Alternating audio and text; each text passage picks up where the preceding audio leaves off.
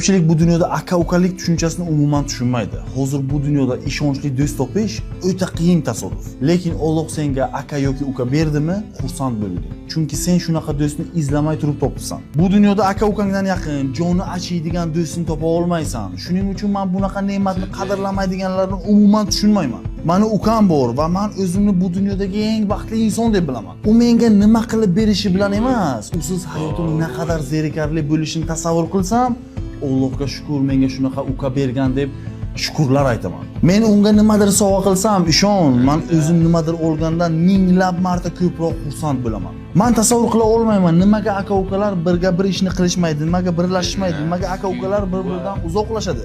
Axir aka-uka bir joyga bir mushni ursa, любой ishni qilishadi, любой ish o'xshaydi. Tushunish kerak, aka-uka o'rtasida saniki meniki emas, bizniki degan narsa bo'lishi kerak. Chunki Alloh qaysidiriga bersa, ikkinchisini rizqini qo'shib beradi. Men ukamni shunchaki hayotimda borligidan xursandman. Chunki uning ko'zlarida bolaligimdagi xotiralarim, quvonchlarim, azoblarim, otamning nigohi, onamning kulgusi bor, haqiqiy ishonch bor, sadoqat bor. Nima bo'lishidan qat'iy nazar aka-uka birlashish kerak, xarakteri to'g'ri kelmaydi, dangasa, gapimni quloq solmaydi demang.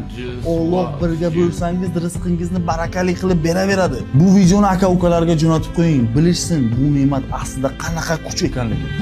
What could I say?